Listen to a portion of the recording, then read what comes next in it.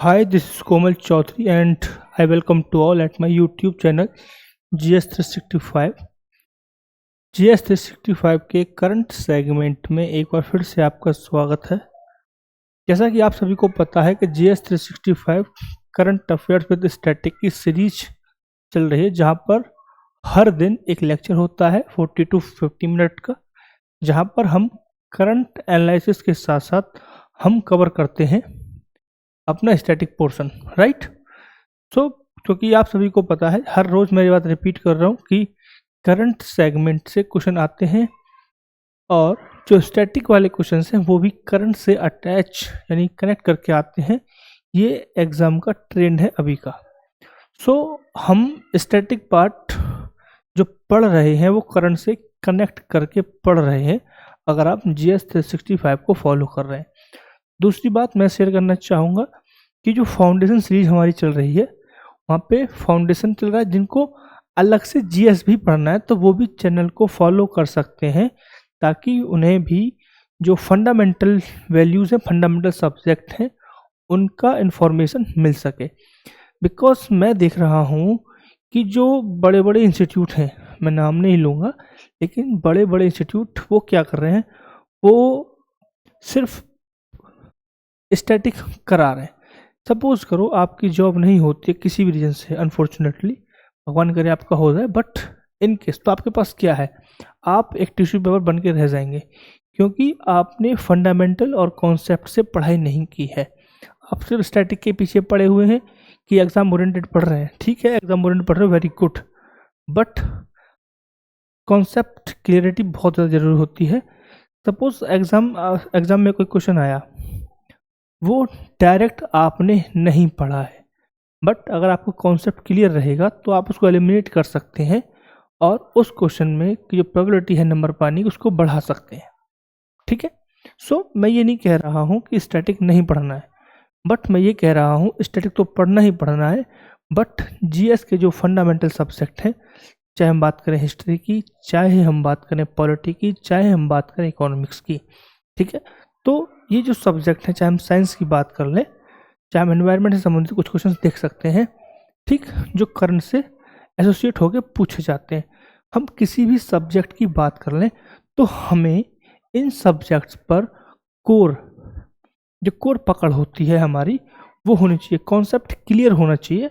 Static भी पढ़ो, exam oriented ही पढ़ना चाहिए, बट हमें कॉन्सेप्ट क्लियरिटी बहुत ज़रूरी है। जो बच्चे अभी 12th पास आउट करके आ रहे हैं, ठीक है, मार्केट में बहुत बड़े बड़े नाम प्लेयर हैं, लेकिन वो कॉन्सेप्ट क्लियरिटी नहीं दे पा रहे बच्चों को, जिससे क्या है, स्ट्रेस बढ़ेगा आपका।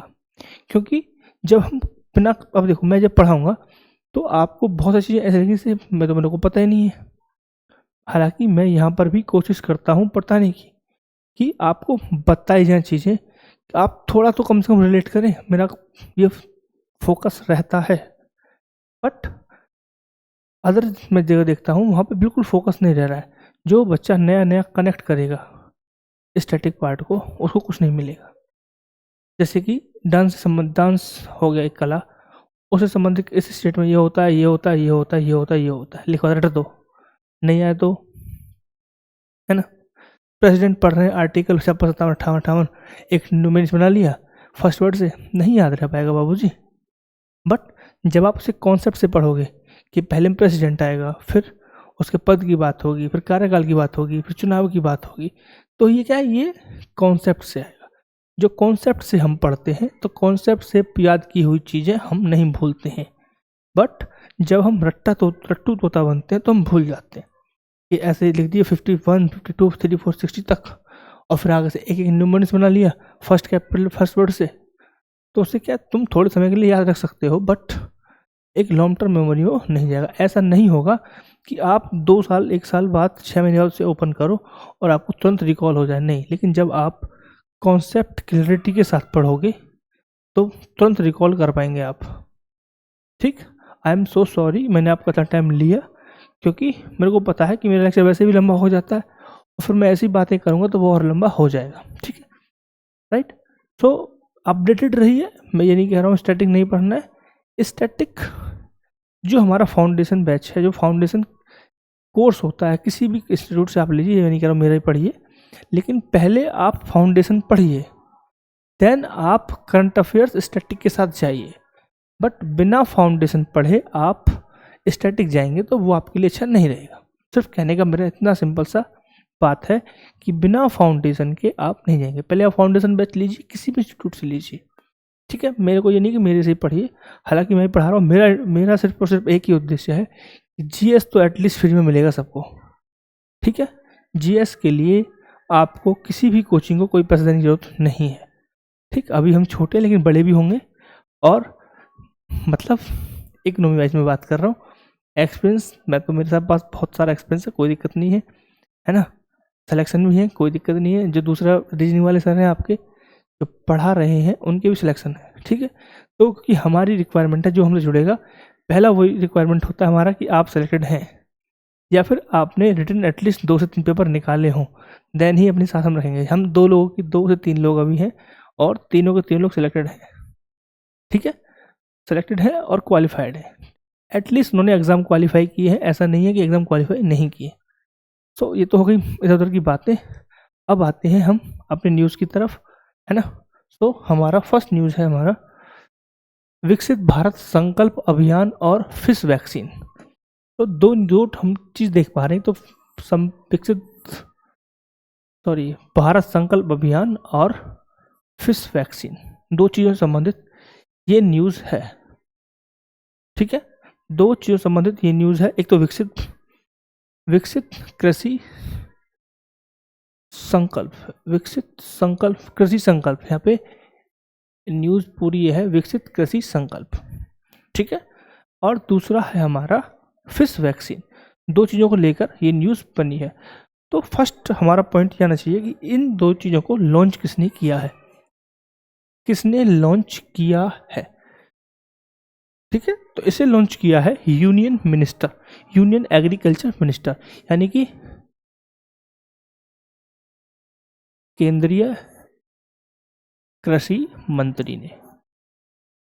मेरा सिंपल सा एक क्वेश्चन रहेगा कि अभी के टाइम पे केंद्रीय कृषि मंत्री कौन है, ठीक है।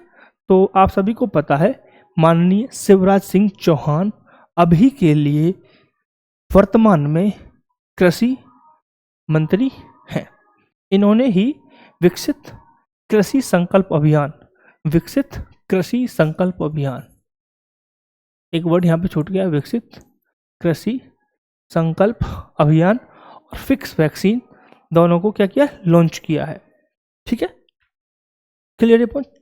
कहाँ पे लॉन्च किया है, तो नेक्स्ट आता है कहाँ पे लॉन्च किया है, ओडिशा में स्पेशल मैं बात करूँ भुवनेश्वर।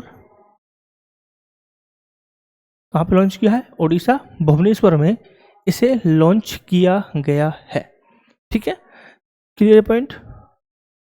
हमने सिर्फ और कुछ नहीं देखा, न्यूज़ थी कि भारत संकल्प अभियान और फिश वैक्सीन लॉन्च किए गए हैं। किसने लॉन्च किए हैं, माननीय शिवराज सिंह चौहान। और ये कौन है, ये है कृषि मंत्री। Clear point. ये कृषि मंत्री हैं, उड़ीसा भुवनेश्वर से इन्होंने लॉन्च किया है। उद्देश्य क्या है इसे लॉन्च करने का, to promote advance agriculture and fish technology, यानी कि जो उन्नत एग्रीकल्चर और उन्नत कृषि एवं मछली से संबंधित तकनीक को क्या करना है, प्रमोट करना है। क्या करना है, प्रमोट करना है। इनका उद्देश्य ये है, ठीक है। दूसरा जो वैक्सीन है उसका नाम क्या है, अब मैं बात करता हूं फिश वैक्सीन, ठीक है, कॉम स्पेसिफिक। तो वैक्सीन का नाम है सीफा एग्रीवैक्स फर्स्ट। क्या नाम है, सीफा एग्री फर्स्ट। अब कोई बता सकता है कि इस वैक्सीन से संबंधित कैसे क्वेश्चन आ सकता है, इस वैक्सीन संबंधित। सीफा CIFA, साफ लिखते थोड़ा सा, CIFA। तो किस तरीके से क्वेश्चन आ सकता है, ठीक है। तो क्वेश्चन इस तरीके से आ सकता है कि हाल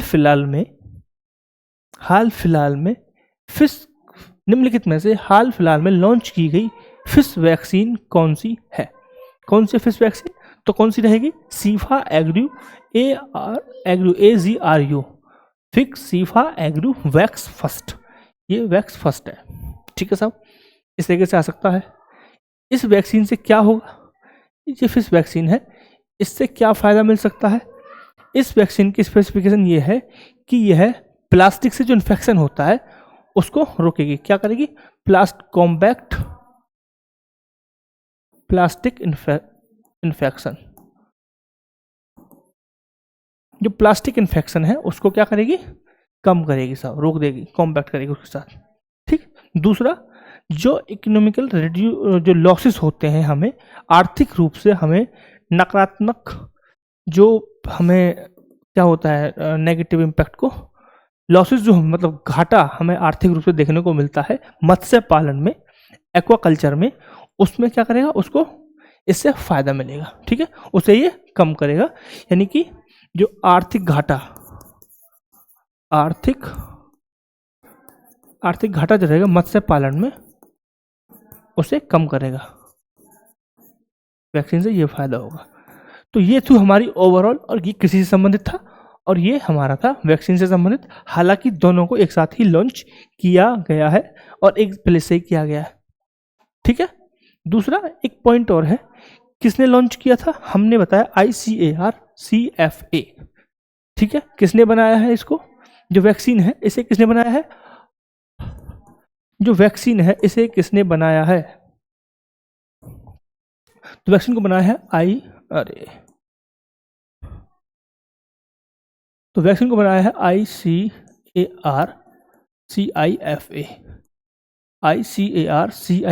तो नाम में भी आपको दिख रहा है, तो वही नाम यहाँ से लिया हुआ है। इन्होंने अपना नाम जोड़ दिया वैक्सीन के साथ ताकि इनकी जो पहचान है वो बन जाए।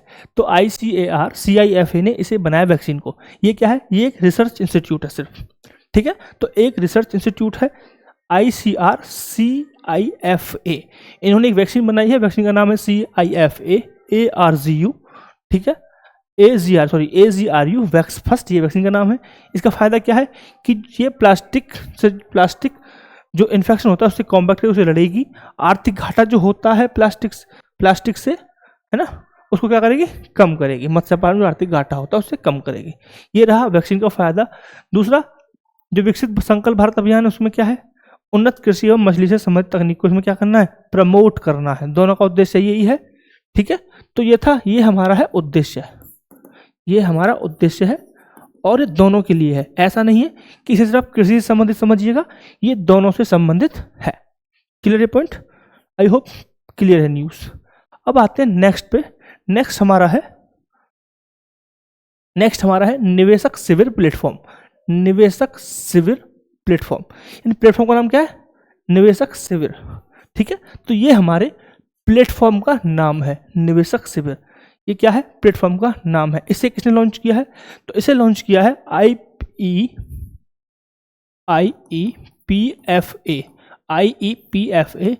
Plus SEBI. IEPFA plus SEBI ने मिलकर इसे लॉन्च किया है। ठीक है साहब, लॉन्च किया है। IEPFA प्लस सेबी ने इसे लॉन्च किया है। ये किस मिनिस्ट्री के अंतर्गत आता है? ये आता है ministry of corporate affairs. Ministry of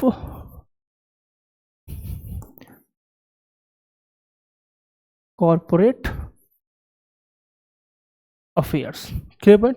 तो मिनिस्ट्री ऑफ कॉरपोरेट अफेयर्स के अंतर्गत यह आता है। किसकी बात है? जो हमारा प्लेटफॉर्म है निवेशक शिविर।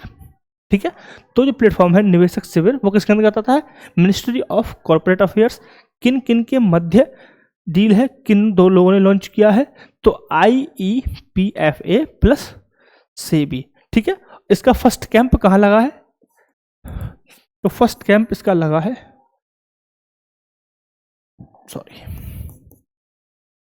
फर्स्ट कैंप लगा है इसका पुणे में।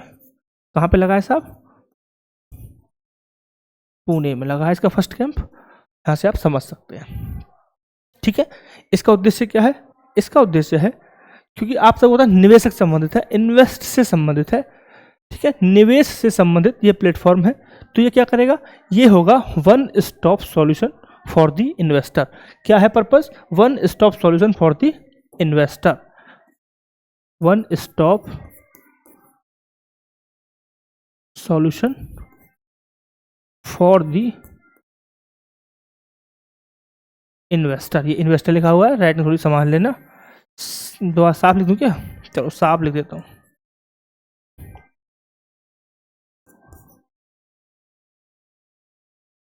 One stop solution for the investors के रूप में इसको लाया जाएगा। लाइक कि कुछ शेयर्स हो गया, केवाईसी अपडेट हो गया, या फिर नॉमिनेशन हो गया, ठीक है, ऐसे इशू को रिजॉल्व करने के लिए इसे लाया गया है, ठीक है, क्लियर। इससे क्या होगा? इससे होगा कि जो हमारे पहले बिचौलिए होते थे, इंटरमीडियरीज होते थे, उनका एलिमिनेशन होगा। उनका मतलब क्या होगा? एलिमिनेशन मतलब समापन, खत्म हो जाएंगे वो, ठीक है। दूसरा वन ऑफर क्या करेंगे? One on the spot grievances होगा, ठीक है, ऑन द स्पॉट होगा जो भी होगा न्याय। और जो इंटरमीडियरीज हैं, इंटरमीडियरीज बिचौलिए, राइट, उनको क्या होगा? उनका एलिमिनेशन हो जाएगा इससे, ठीक है। और जो इन्वेस्टर रहेंगे और कंपनी रहेगी, उनके लिए क्या होगा? ये डायरेक्ट इंटरेक्शन का एक पोर्टल होगा। तो क्या होगा?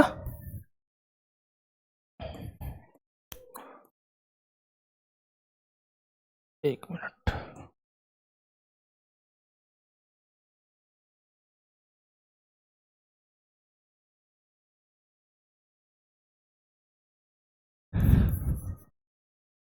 डायरेक्ट इंटरेक्ट होगा इसके बीच कंपनी और इन्वेस्टर के बीच, ठीक है साहब। तो इससे क्या होगा? इससे होगा हमारा, तो हमने क्या समझा? सिंपल शब्दों में हम समझ सकते हैं कि एक पोर्टल है निवेशक शिविर, जिसको लॉन्च किया गया है किसके द्वारा? IPEDA, IPEFA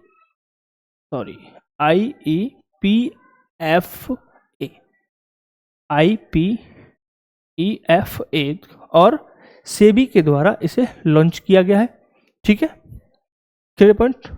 दूसरा, ये किस मंत्रालय के अंतर्गत आता है? ये आता है मिनिस्ट्री ऑफ कॉर्पोरेट अफेयर्स के अंतर्गत आता है। इसका फर्स्ट कैंप कहाँ पे लगा है? पुणे में लगा है। इसका एम क्या है? एम है इसका कि ये वन स्टॉप सॉल्यूशन होगा किनके लिए? इन्वेस्टर्स के लिए, ठीक है, क्योंकि ये जो पोर्टल है, जो प्लेटफॉर्म है, वो निवेश से संबंधित है, इन्वेस्टर से संबंधित है, इसीलिए इसे वन स्टॉप सॉल्यूशन की तरह लाया गया है, ठीक है। इसका उद्देश्य क्या है?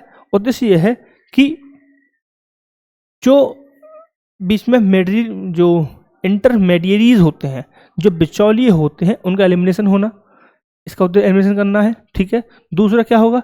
कि जो कंपनी और निवेशक होते हैं उनके बीच अब प्रत्यक्ष रूप से क्या होगा? इंटरेक्शन होगा, वार्तालाप होगा डायरेक्ट, ठीक है।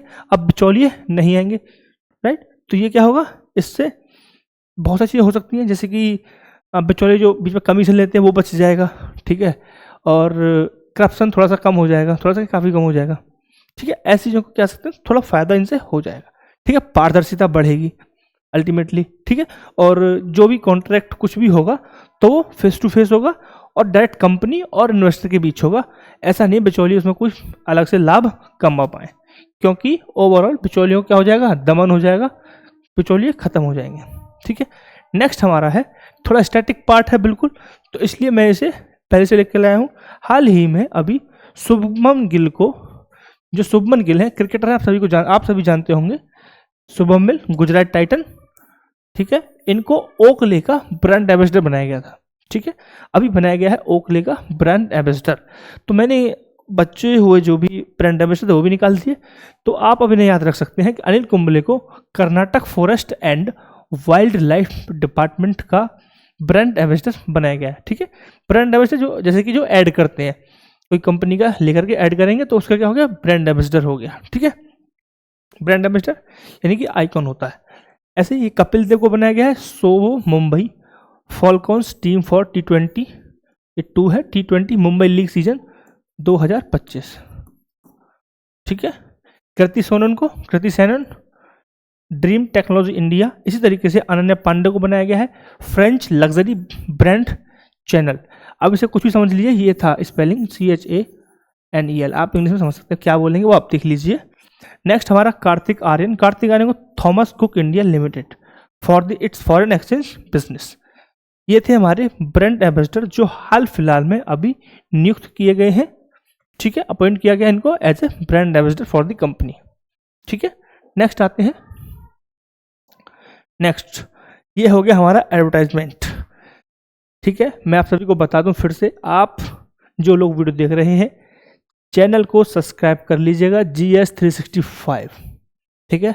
हर रोज वीडियोस अपलोड होती हैं यहाँ पे, प्लेलिस्ट आप चेक कर सकते हैं जहाँ पे reasoning, current affairs, polity foundation, ठीक है, polity for UP police, 4 playlist लगी हुई हैं जिसमें हम टारगेट तरीके से वीडियोस डालते हैं, ठीक है। अब जो आप पढ़ रहे हैं वो करंट अफेयर्स पढ़ रहे हैं, जब फाउंडेशन पढ़ेंगे तो बहुत डिटेल में हम फाउंडेशन करते हैं, ठीक है। वहीं आपको अगर रफ्तार देखनी है तो आप यूपी पुलिस वाला बैच ज्वाइन कीजिए, वहाँ पे आपको स्पीड का मजा आएगा, ठीक है। तो आप अपनी चॉइस से देख सकते हैं दोनों, ठीक। रफ्ता रफ्ता मंजिल भी मिल जाएगी, ठीक है, कहते हैं ना रफ्ता रफ्ता तो मंजिल मिल जाएगी, चल पड़े हैं तो मंजिल भी पा जाएंगे हम। गुंजाइश तो उनकी नहीं है जो घर से निकले ही नहीं है, ठीक। चलो आगे आते हैं, आगे हमारा है अवार्ड से संबंधित कि जो अवार्ड मिले हैं अभी वो किन किन लोगों को अवार्ड मिले हैं, ठीक है। तो फर्स्ट हमारा है अमेरिकन म्यूजिक अवार्ड मिला है राजा कुमारी को, ठीक है। अमेरिकन म्यूजिक अवार्ड मिला है राजा कुमारी को, ये हुए थे लॉस एंजल्स में हुए हैं। आप सभी को पता है लॉस एंजल्स क्यों फेमस रहा है, क्यों न्यूज में रहा है बहुत ज्यादा, आप सभी को पता है ना, जो अमेरिका में आग लगी थी, सबको याद है, भूल गए, आग लगा देंगे हम भी, तो भाई वो USA में लगी थी, तो वो लॉस एंजल्स में ही लगी थी, ठीक है, क्लियर पॉइंट। तो ये वैसे न्यूज में आ गया, ऊपर से पहले से न्यूज में है और ये भी न्यूज में आ गया, तो इंपॉर्टेंस बढ़ गई ना एग्जाम के पॉइंट ऑफ व्यू से, तो भाई रट देना, ठीक। दूसरा ये कौन से हैं, ये 51 है, इसे समझते हो, थोड़ा डाटा लिख लो, 51 है और फर्स्ट इंडियन ओरिजिन पर्सन है ये, फर्स्ट इंडियन ओरिजिन यानी कि भारतीय मूल के फर्स्ट पर्सन है जिनको ये मिला है, ठीक है, ओरिजिन टू विन, यानी कि जो राजा कुमारी हैं वो स्त्री है, पहली बात तो नाम उनका ऐसा है, ठीक है। जो राजा कुमारी हैं उनको फर्स्ट इंडियन ओरिजिन मिला है, मतलब फर्स्ट इंडियन ओरिजिन है वो, यानी कि भारतीय मूल के प्रथम व्यक्ति हैं जिनको अमेरिकन म्यूजिक अवार्ड मिला है, सिंपल। ये है लाइन फैक्ट जो आपको याद रखनी है। कहाँ पे होते हैं, लॉस एंजल्स में होते हैं, मैं इसलिए बता रहा हूँ क्योंकि लॉस एंजल्स भी न्यूज़ में रहा था बहुत ज़्यादा, और दूसरा अब ये भी न्यूज़ में आ गया है, ठीक है। और सबसे इम्पोर्टेंट फर्स्ट पहले भारतीय हैं तो न्यूज़ इंपॉर्टेंस बढ़ जाती है। दूसरा हमारा है इंटरनेशनल बुक प्राइज 2025, ये मिला है बानू मुश्ताक को, बानू मुश्ताक को मिला है, और ये कन्नड़ ऑथर है, कैसे कौन से ऑथर है, कन्नड़ ऑथर है,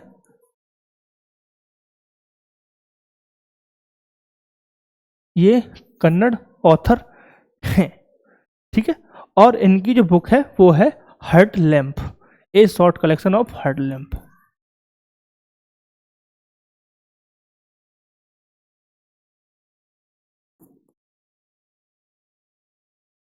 सॉरी।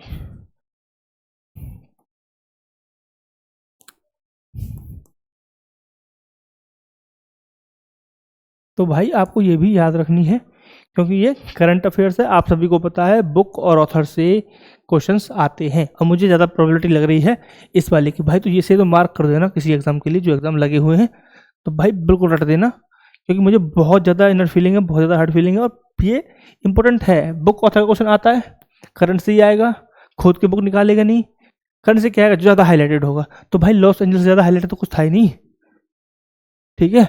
और फिर कहाँ पे ये फर्स्ट इंडियन है, एक फैक्ट और हो गया कि पहला है जी, पहला, तो आपको पता है ना कि फर्स्ट जो होता है वो ज़्यादा इंपॉर्टेंट हो जाता है। अब आइए next, miss world sports challenge medal winner, gold लिया है एलिसे रेंड माने लिया है। ये कहाँ की है? ये एस्टोनिया की है। कहाँ की है? एस्टोनिया की है ये, ठीक है। और सिल्वर लिया है, वो लिया है ऑरेलिये जाओचिम, ऑरेलिये जाओचिम, ये है मॉन्टेग्यू, मॉन्टेग्यू, ये कहाँ की है? मॉन्टेग्यू की है। और ब्रोंज आया है एमा मोरिसो, एमा मोरिसो, एमा मोरिसो, मोरिसो ये कहाँ की है? ये है कनाडा की। तो भाई अगर मुझसे कहा जाए कि इन तीनों में से कौन सा ज़्यादा इंपॉर्टेंट है, तो मैं कहूँगा ये वाला इंपॉर्टेंट है, ठीक है। क्योंकि अभी पता है आपको कनाडा में चुनाव हुए थे हाल फिलहाल में, और भारत और कनाडा के रिश्ते लगातार डस्टबिन में जा रहे हैं, ठीक है। अभी पटरी पे आएंगे तो देखते हैं क्या होता है, बट जा रहे हैं ना। न्यूज़ तो बहुत ज़्यादा हाईलाइटेड रहा था हाल फिलहाल में, ठीक। तो भाई जो न्यूज़ में है वो आपको रट देना है, बिल्कुल पक्का करके जाना है। पेपर में आएगा फिर मुझसे मत कहना सर आपने बताया नहीं, ये पेपर में आ गया हम क्या करें, ठीक है। तो be very attentive in the class. अब आइए, देखो थोड़ा मैंने अच्छा सा बनाया है, डिजाइनदार है ना। चलो आ जाओ पढ़ लेते हैं थोड़ा सा। पश्चिम बंगाल में अलीपुर द्वार, अलीपुर द्वार में सिटी गैस वितरण की योजना। अलीपुर द्वार कहाँ है? ये है अलीपुर द्वार। मैप सिर्फ मैंने इसलिए दिया है ताकि आपको पता चल जाए कि अलीपुर द्वार है कहाँ भाई, ठीक है। मुर्शिदाबाद ये रहा, बंकुरा ये रहा, और दार्जिलिंग यहाँ पे है। ये वो नाम है जो आपको अखबार में मिलते हैं, आप सुन ले तो ऐसे ही सुन लिया, डाले से पता ही नहीं क्या भी हो रहा है। मुझे 100% आई एम डैम श्योर कि 99% बच्चों को ये नहीं पता होगा कि अलीद्वार पश्चिम बंगाल का हिस्सा है, या फिर अलीद्वार भी कोई ऐसा है जो पश्चिम बंगाल में पड़ता हो, ठीक ठीक। दूसरा, पश्चिम बंगाल पड़ता भी है तो कहाँ होगा लोकेशन, इसलिए मैंने क्या किया थोड़ा सा निकाल दिया कि गैस सिटी गैस वितरण है, इंपॉर्टेंट न्यूज़ है, तो आपको लोकेशन पता होनी चाहिए। मैं ये नहीं कह रहा कि लोकेशन संबंधित क्वेश्चन आ जाएगा, नहीं आएगा, बट आपको पता होना चाहिए, कॉन्सेप्ट क्लियरिटी। तो सिटी गैस वितरण कहाँ पे हुआ है? हरिद्वार में हुआ है, वेस्ट बंगाल का ये एक प्लेस है, ठीक है। इसमें क्या हुआ है, इसमें इस न्यूज़ में क्या हो रहा है, 19 सीएनजी स्टेशन स्थापित किए जाएंगे। 19 सीएनजी स्टेशन स्थापित किए जाएंगे इस परियोजना के द्वारा। इससे क्या होगा? इससे गैस कनेक्टिविटी बढ़ेगी।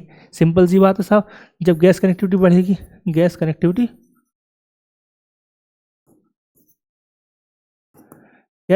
क्या हो जाएगी? बढ़ जाएगी, ठीक है। क्लियर पर? तो न्यूज़ बहुत सिंपल थी, बहुत छोटी सी थी। वो था कि अभी हाल फिलहाल में सिटी गैस वितरण योजना कहाँ प्रारंभ हुई है। सिंपल क्वेश्चन आएगा तो अलीद्वारा कहाँ पे? पश्चिम बंगाल। क्वेश्चन थोड़ा टफ करेगा तो क्या होगा? अलीद्वारा किसका किस स्टेट में पड़ता है, ठीक है। तो इस तरीके से नहीं आएगा, लेकिन ऐसे पूछ लेगा दार्जिलिंग, अलीपुर, मुर्शिदाबाद, बंकुरा निम्नलिखित में से कौन सा पश्चिम बंगाल का शहर नहीं है या है। हो गया टफ क्वेश्चन, क्योंकि इतने डिटेल पढ़ते नहीं ना कोई। टफ हो गया, नहीं हो गया, ऐसे टफ हो जाता है, ठीक। तो हमारा क्या था, सीएनजी गैस कनेक्टिविटी बढ़ जाएगी, सीएनजी स्टेशन खुलेगा, 19 खोले जाएंगे, है ना। क्योंकि बहुत फुद्दू क्वेश्चन भी एसएससी आजकल पूछ ले रहा है ना। फुद्दू क्वेश्चन यानी कि ये भी आ जाएगा 19, तो मैं छोड़ नहीं सकता, हालांकि मैं छोड़ देता, बट मुझे पता है ऐसे क्वेश्चन आ रखे हैं, 19, 18, 7 नंबर क्वेश्चन आते हैं, है ना। चलो आते हैं नेक्स्ट क्वेश्चन पे। इससे संबंधित नेक्स्ट पॉइंट में आ रहा हूँ। इससे संबंधित एक योजना है, प्रधानमंत्री उज्ज्वल योजना। तो भाई मेरे ये योजना पढ़ लीजिए, थोड़ी इंपॉर्टेंट है और अच्छी भी है। प्रधानमंत्री उज्ज्वला योजना, प्रधानमंत्री उज्ज्वला योजना, ठीक है।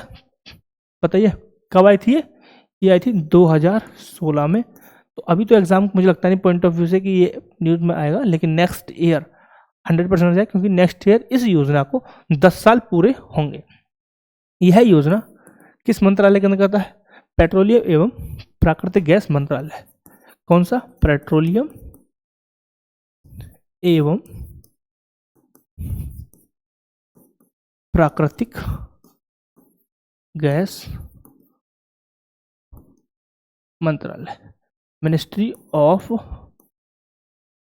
पेट्रोलियम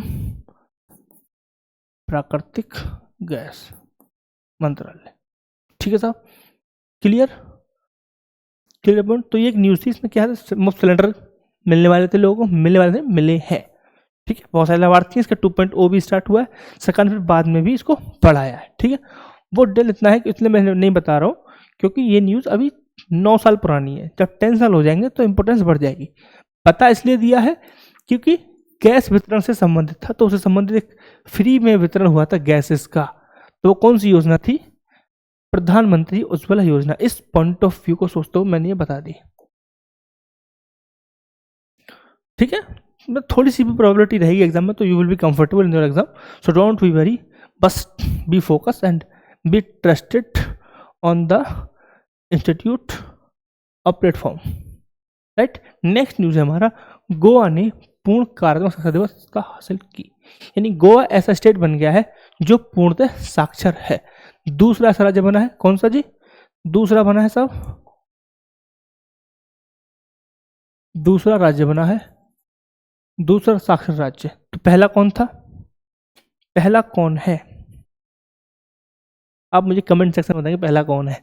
ये हो गया आपके लिए स्टार मार्क, क्योंकि दूसरा तो हो गया गोवा, पहला राज्य कौन सा है जिसने पूर्णतः साक्षरता हासिल की है? ठीक है, बहुत ही सिंपल है, और अभी कुछ दिन पहले का ही ये न्यूज़ था उस साक्षरता वाला, मैंने पढ़ाया भी था। जो वीडियो फॉलो कर रहे हैं वो बता देंगे, जो नहीं फॉलो कर रहे हैं वो नहीं बता पाएंगे, उसके लिए extremely sorry. If you are not able to, it is not my mistake, it is your mistake, because you are not following the institute, you are not following the GS 365. It is the advantage for students who are following the GS 365, and it is, unfortunately I have to say, it is disadvantage for you. So be focused and come back to the topic. तो गोवा ने अभी क्या किया है? साक्षरता हासिल कर लिया पूर्णतः। पहले सिंपल इंफॉर्मेशन से बात करें, फिर जाएंगे हम डीप में। पहले बात करें क्या गोवा को कैसे एनेक्स किया गया था, गोवा की स्टोरी क्या है। तो भाई गोवा को जब गोवा 1510 ईस्वी में पहली बार पुर्तगालियों ने गोवा पर कब्जा किया था, ठीक है, उस समय पे अल्फांसो डी अल्बुकर्क कौन थे? गवर्नर थे। लिख दूं क्या इन्फॉर्मेशन? चलो लिख देता हूँ। तो बिल्कुल बच्चे से चलते हैं। 1510 में, राइटिंग साफ नहीं है,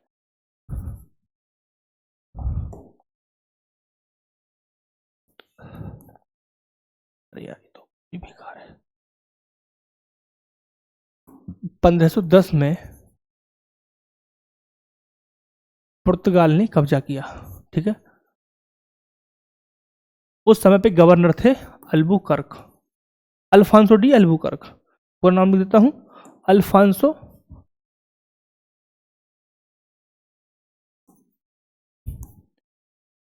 डी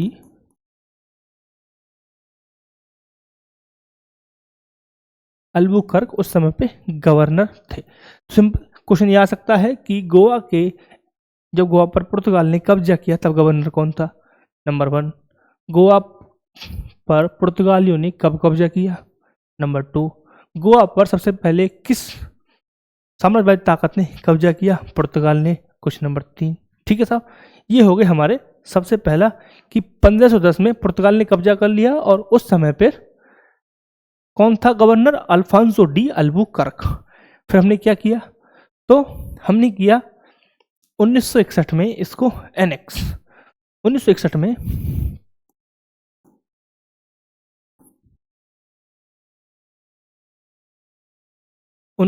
में भारतीय संघ का हिस्सा बना, ठीक है। भारतीय संघ का हिस्सा कैसे बना? लगभग 450 वर्षों के बाद भारतीय सेना ने क्या किया? ऑपरेशन विजय। तो किस ऑपरेशन के द्वारा गोवा को क्या किया गया था?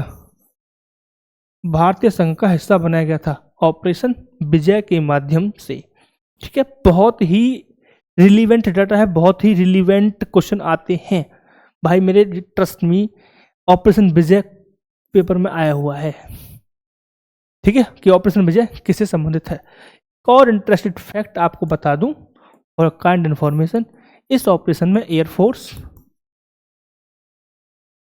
नेवी एंड आर्मी तीनों ने पार्टिसिपेट किया था, तीनों ने पार्टिसिपेट किया था, तीनों ने पार्टिसिपेट किया था। और अंत में 30 मई 1987 को भारत के पूर्ण राज्य के रूप में, ध्यान से सुनना, पूर्ण राज्य बोल रहा हूं, पूर्ण राज्य के रूप में स्थापित 1987 में इसे मिला है जी पूर्ण राज्य का दर्जा।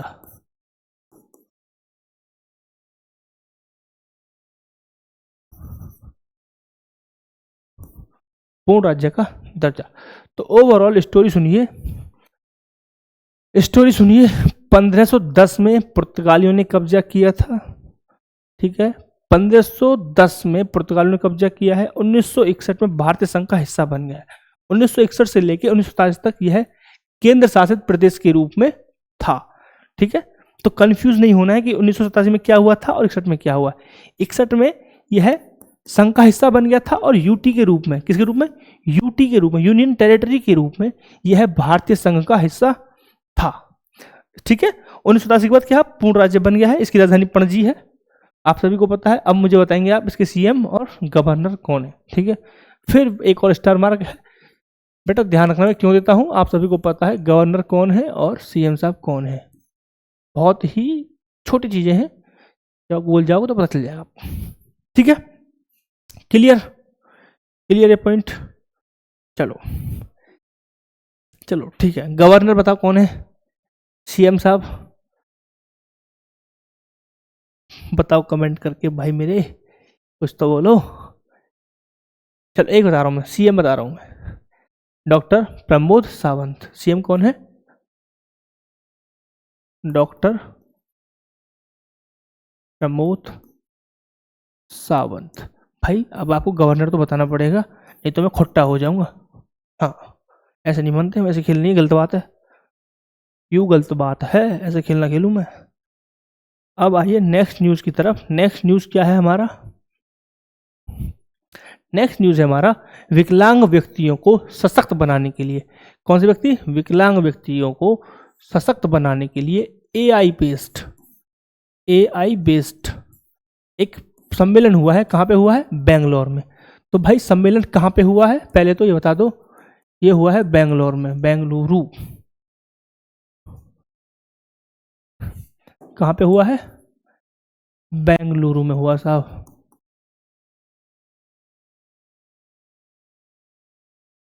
ठीक है साहब, बेंगलुरु में हुआ है। Clear point. इसमें किस मंत्रालय के अंतर्गत रहता है, किस मंत्रालय के अंतर्गत यह आता है, तो सामाजिक न्याय, सामाजिक न्याय एवं सहकारिता मंत्रालय के अंतर्गत यह आता है, ठीक है। सामान्य न्याय एवं सहकारिता मंत्रालय के अंतर्गत यह आता है। इस मीटिंग में क्या हुआ है, इस मीटिंग के माध्यम से 4 पहल की गई थी, जिन पहलों का नाम आप लिख सकते हैं, मैं बोल रहा हूं। मिशन आई accessibility, mission AI accessibility, mission AI accessibility.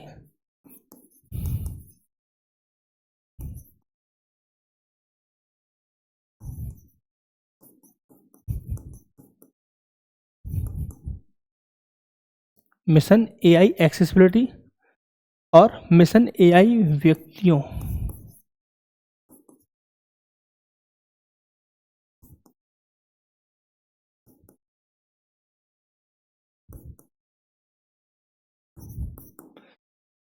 Mission AI विकलांग व्यक्तियों को प्रौद्योगिकी सहायता। तो जो प्रौद्योगिकी सहायता होती है, प्रौद्योगिकी सहायता प्लस एआई, मतलब जो प्रौद्योगिकी सहायता के लिए उपकरण होते हैं, जो भी उपकरण होते हैं, जो भी इसमें लगेगा गैजेट, उसमें क्या है, एआई इनबिल्ट होना चाहिए। ये इस मिशन की, इस पहल की खासियत है। इस पहल को, ये हमारी थी 4 पहल की बात हो रही है।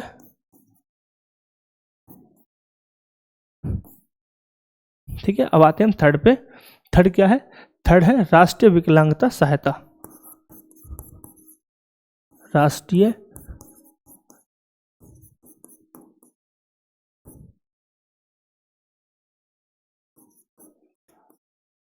राष्ट्रीय विकलांगता सहायता। इसमें आपको मिलेगा एआई चैटबॉट। एआई चैटबॉट जिस तरीके से आप देख सकते हैं व्हाट्सएप पे आता है। हाँ, बहुत सारे बैंकिंग ने भी कर रखा है, जैसे पीएनबी का हो गया। अगर आपको स्टेटमेंट चाहिए तो आप कुछ नहीं करना, एक नंबर सेव करना है और हाई का मैसेज कर देना है। उधर से बहुत सारे ऑप्शंस आएंगे, फिर क्लिक करना है, फिर आपको आप जो सर्विस लेना चाहें वो ले सकते हैं। इसी तरीके से एआई चैटबॉट बोल रहे हैं राष्ट्रीय विकलांगता सहायता के रूप में इन्हें मिलेगी। फोर्थ हमारा है United benefit interface. United United benefit interface यानी कि UBI। ठीक है, एक यूनाइटेड इंटरफेस मिलेगा। ठीक है, जहाँ पे सारी चीज़ आपको मेंशन हो सकती है, देखने को मिलेंगी। तो ये था हमारा ओवरऑल विकलांग व्यक्तियों के लिए हुई एक सम्मेलन के द्वारा क्या आउटपुट निकल के आया वो। ठीक है, तो क्या आउटपुट था? मिशन एआई एक्सेसिबिलिटी होगा।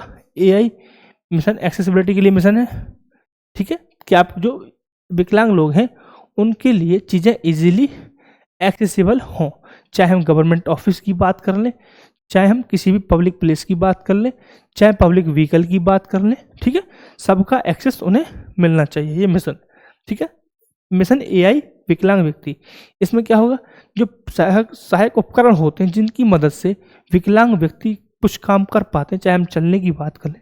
सपोज कर लो विकलांग व्यक्ति है, व्हील चेयर की जरूरत है, तो क्या होगा अगर व्हील चेयर में एआई फिट कर दिया जाए?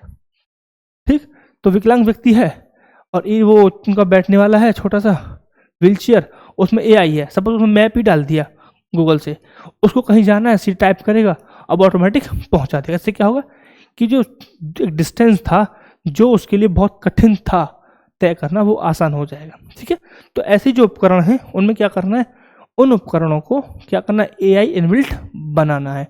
राइट, नेक्स्ट क्या है, राष्ट्रीय विकलांग सहायता चैटबॉट का। मैंने आपको बताया कि जिस तरीके से मैंने पीएनबी का एग्जांपल दिया, ऐसी बहुत सारी संस्थान अपने चैटबॉट रखते हैं। तो अब क्या होगा कि विकलांग लोगों के लिए भी चैटबॉट होगा। किस तरीके की हेल्प होगी? सिर्फ हाई भेजेंगे, उधर से बहुत सारे एसएमएस आ जाएंगे, फिर अकॉर्डिंगली सर्विस ले सकते हैं।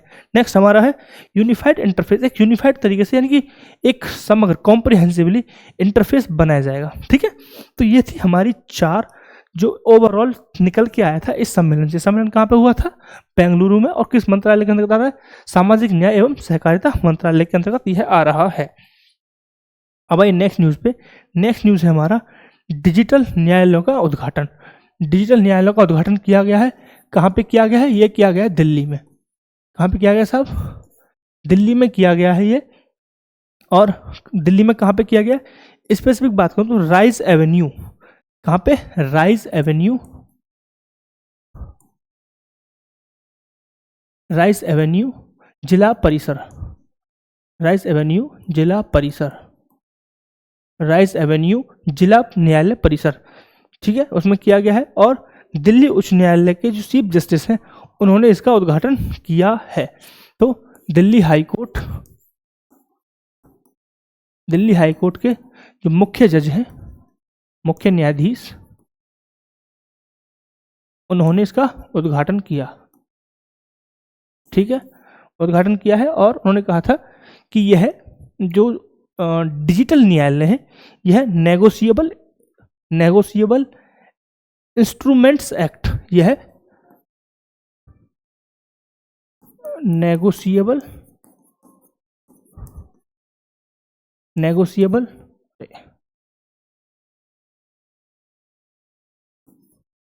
इंस्ट्रूमेंट्स एक्ट के माध्यम से 1881 के एक्ट है के माध्यम से कार्य करेंगे।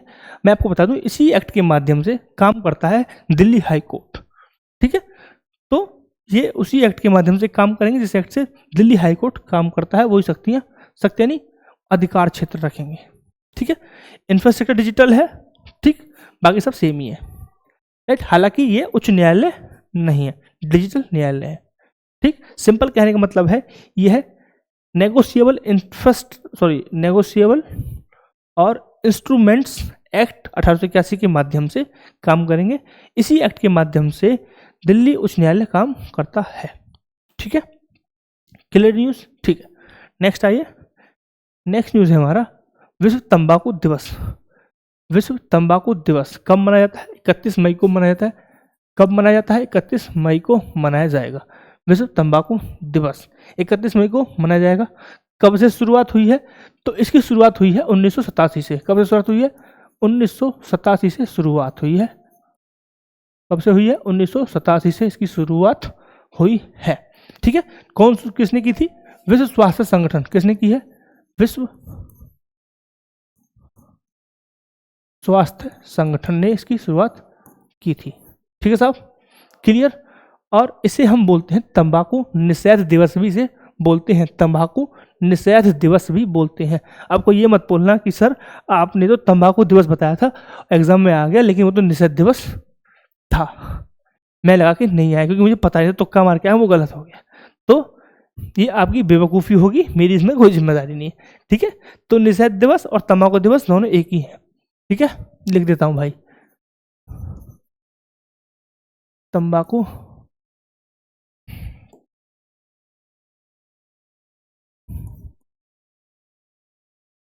तंबाकू निषेध दिवस भी इसे बोला जाता है। ठीक है साहब, क्लियर।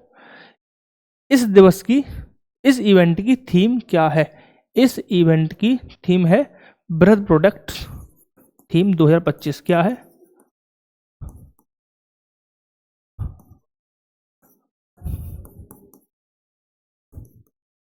बृहद products dark intentions,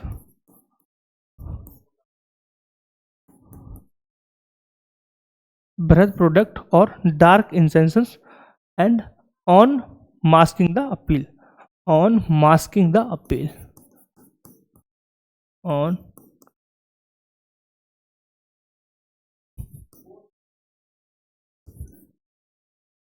on masking the appeal.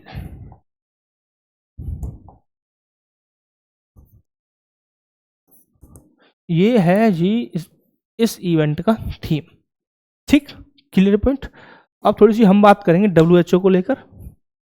WHO world health organisation, जिसे बोल रहे हैं हम विश्व स्वास्थ्य दिवस, सॉरी विश्व स्वास्थ्य संस्थान।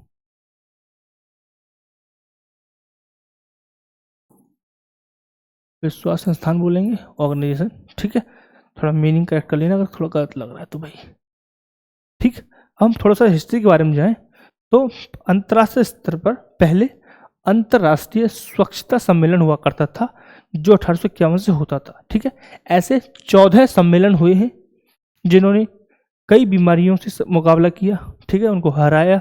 लाइक हैजा की बात कर लें, पीला बुखार की बात कर लें। ठीक, लेकिन एक ऐसी बीमारी थी जिसको लेके यह संस्थान फेल हो गई थी। जो कौन संस्थान? जो अंतर्राष्ट्रीय सम्मेलन हुआ करते थे वो फेल हो गए, जिसका नाम था बेबुलिन प्लेग।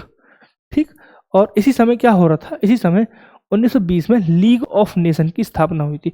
आप सभी को पता है यूएन से पहली संस्था थी लीग ऑफ नेशन। ठीक है, इस समय पे लीग ऑफ नेशन की स्थापना हो रही थी और साथ ही साथ क्या हो गई? WHO की भी स्थापना कर ली गई। ठीक, वहीं सेकेंड वर्ल्ड वॉर के बाद क्या हुआ कि यूएन ने, संयुक्त राष्ट्र ने इन सभी संस्थाओं को अपने अंदर समाहित कर लिया। ठीक है, ये बहुत छोटी सी एक स्टोरी मैंने आपको बताई, राइट। किसके बारे में? WHO के बारे में। ठीक, WHO में अभी कितने सदस्य हैं? 192 सदस्य हैं।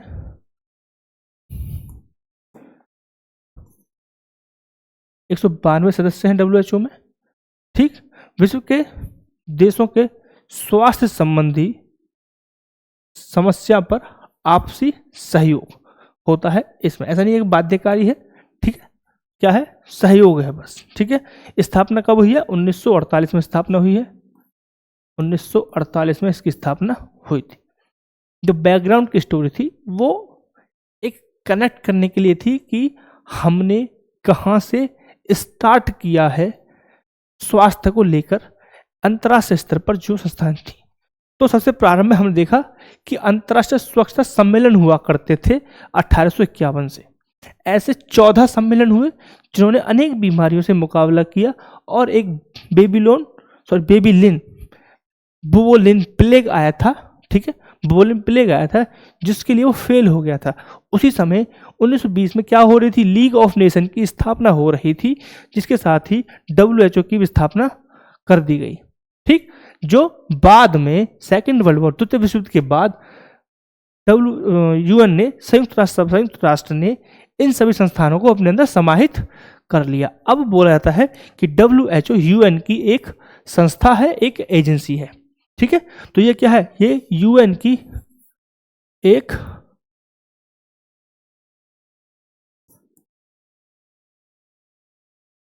एजेंसी है, ये मैं बोल रहा हूं, ठीक है।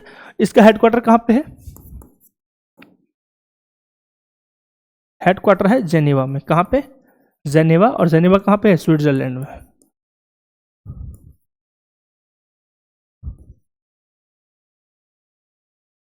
कहां पे है, स्विट्जरलैंड में है, ठीक। एक इंपॉर्टेंट क्वेश्चन, एक इंपॉर्टेंट फैक्ट पे मैं आ रहा हूं, इसके डायरेक्टर कौन है, डायरेक्टर महानिदेशक कौन है, महानिदेशक कौन है, मार्गरेट चैन। कौन है, मार्गरेट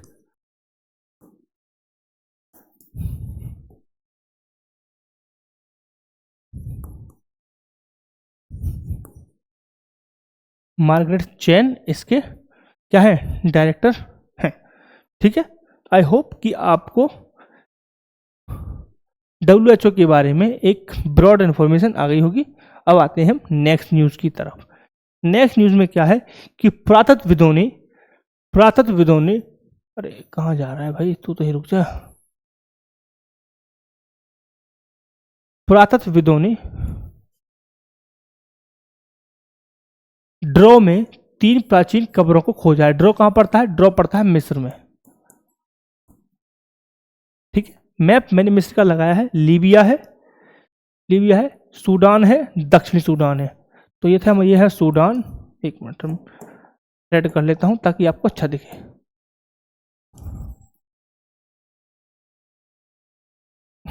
सूडान, साउथ सूडान, ठीक है। ये है रेड सी, ठीक है। ये इजिप्ट आपको दिख रहा है, ये सी है, और ये लीबिया है। तो आपको आसपास के देशों के बारे में एक इंफॉर्मेशन मिल गई कि जो मिस्र है उसके आसपास कौन से देश हैं, ठीक है। और ये वो कब्र है जो खोदी गई हैं। आप देख सकते हैं डिजाइन, कब्रों में क्या मिल रहा है, कैसी कब्रें हैं, ठीक है। आप में इमेज लगाने का पर्पज ये होता है कि आप थोड़ा सा चीजें अच्छे तरीके से समझ पाएं, और जब ये क्वेश्चन एग्जाम में दिखे तो आप विजुलाइज कर पाएं कि हमने क्या पढ़ा था। सिर्फ पर्पज ये है, ऐसा नहीं इससे मजा आ रहा है, इसमें भी टाइम जाता है। अगर ये यूजफुल ना होता मैं नहीं लगाता, ठीक है। तो इसका अपना फायदा है, ठीक। ये है, जब हम बात कर रहे थे इजिप्ट की, तो इजिप्ट अगर एज ए स्टेट में देखता हूं, कहां पे दिख रहा है मेरे को, ये रहा। तो जब मैं देख रहा हूं आई व्यू से वर्ल्ड मैप पे, तो इजिप्ट मुझे कहां दिखेगा, इजिप्ट दिखेगा रेड सी के पास, और इधर देखो, इधर क्या है, साइप्रस इधर, ठीक है, और ये रेड सी है। तो मैंने आपको पहले भी बताया था कि बहुत ही कम गिनी चुनी बॉडीज हैं वर्ल्ड मैप पे, वाटर बॉडीज की हम बात कर रहे थे, ठीक।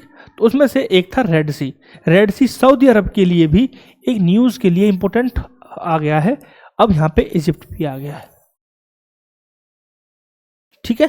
तो भाई मेरे, आई हम्बल रिक्वेस्ट टू एवरीवन कि आप वाटर बॉडीज कर लेना, स्पेशल रेड सी के आसपास की वाटर जो कंट्रीज हैं उनको देख लेना, उनके PM CM कैपिटल करेंसी सब कुछ रट के फेंक देना, ठीक, कि कहीं से भी पूछ ले भाई आजा हम भी तैयार हैं, ठीक। क्योंकि रेड सी बहुत ज़्यादा इम्पोर्टेंट हो गया है जियो पॉलिटिक्स की वजह से, और इनके जो आसपास के देश हैं वो भी क्या कर रहे हैं, अपने आप को कुछ ओपन कर रहे हैं। ठीक है, तो सऊदी अरब वाला न्यूज़ था, एक आज इजिप्ट वाला भी न्यूज़ आ गया है। तो ये था हमारा आई व्यू कि जब हम पूरे वर्ल्ड मैप को देखेंगे तो इजिप्ट कहाँ पड़ेगा, ये पड़ेगा अफ्रीका में, ये याद रखना कहाँ पड़ेगा, अफ्रीकन कंट्री है, अफ्रीकन कंट्री है इजिप्ट। ठीक है, अब आते हैं नेक्स्ट न्यूज़ की तरफ। नेक्स्ट न्यूज़ है कि सरकार ने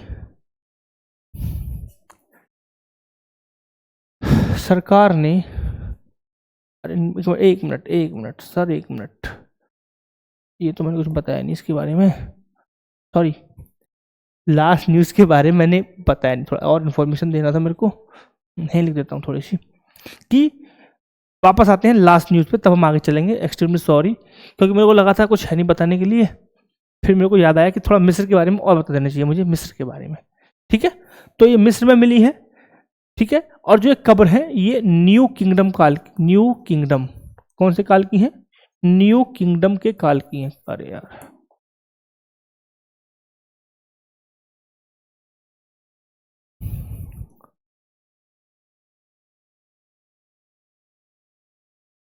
न्यू किंगडम के काल की है। न्यू किंगडम काल कब का था, 1550 से, अरे यार सॉरी, न्यू किंगडम काल था 1550 से 1070। ठीक है, अरे क्या कर रहा है कोमल, 1550 से 1070 ईसा पूर्व। ठीक है, ईसा पूर्व का कॉन्सेप्ट आप समझते होंगे, बिफोर एडी और आफ्टर एडी, एडी और पीसी होता है। ठीक है, ठीक, और यह जो मिली है लोकेशन जो है, यह मिस्र नदी के, मिस्र की नील नदी है एक, उसके पूर्वी तट पर, कहां पर, पूर्वी तट पर यह मिली है। ठीक, न्यूज़ में क्यों है और मैं क्यों पढ़ा रहा हूं, क्योंकि जो स्थल है, जो कब्र मिली है, यह भारत के कई स्थलों से संबंधित है। इनमें देखी गई है लक्सर के मंदिर, लक्सर के मंदिर,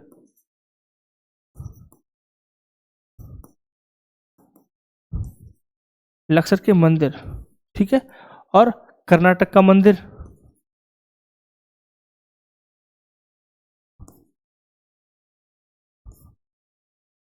ठीक। तो ऐसी चीजें हमें इन कब्रों में देखने को मिली हैं। तो हमें भारत और मिस्र की कनेक्टिविटी का क्या मिल रहा है, संकेत मिल रहा है, राइट। अब थोड़ा सा हम लिख लेते हैं नील नदी के बारे में, क्योंकि नील नदी आप सभी को पता है विश्व की सबसे लंबी नदी है। ठीक है, इसका उद्गम होता है विक्टोरिया झील से, तथा यह भूमध्य सागर में जाकर गिरती है।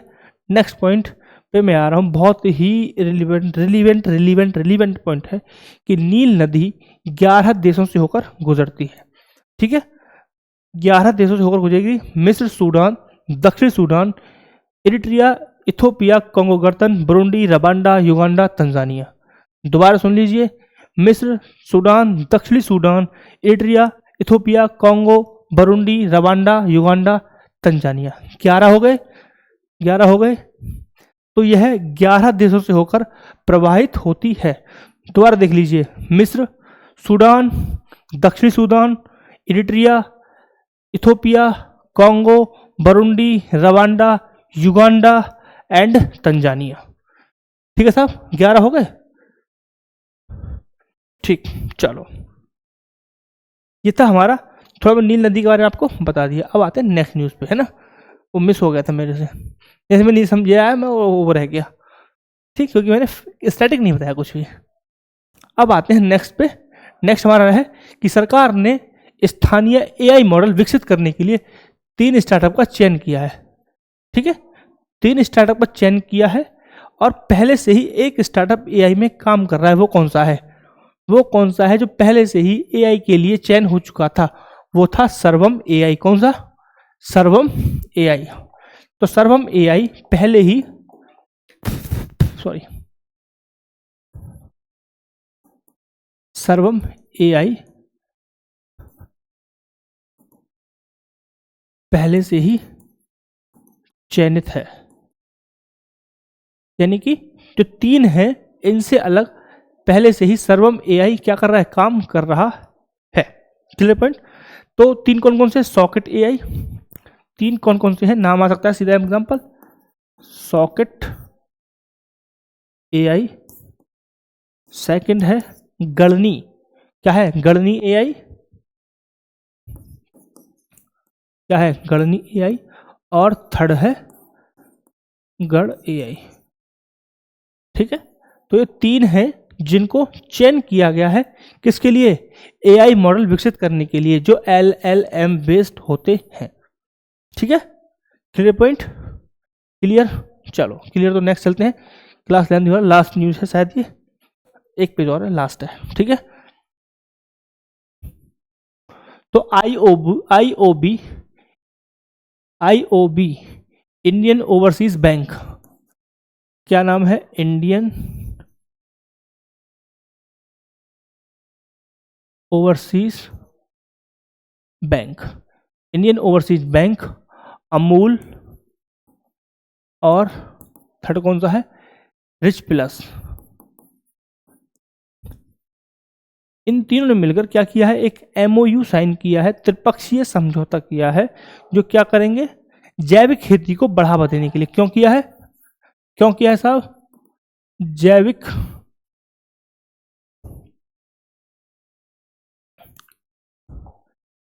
क्यों किया है, जैविक खेती को बढ़ावा देने के लिए,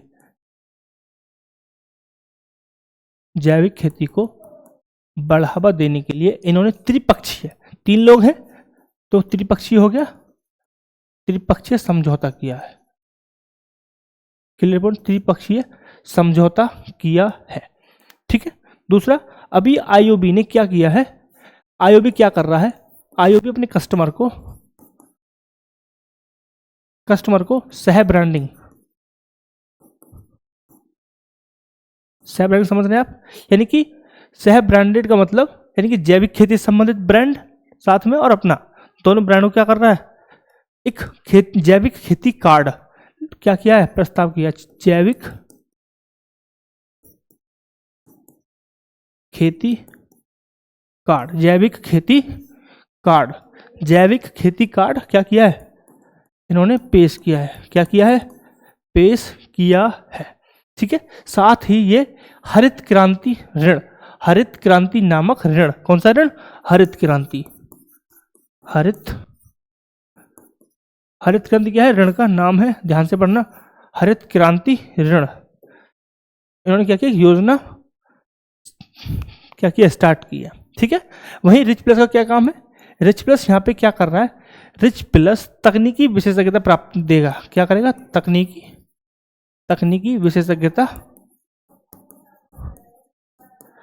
तकनीकी विशेषज्ञता प्रोवाइड करेगा।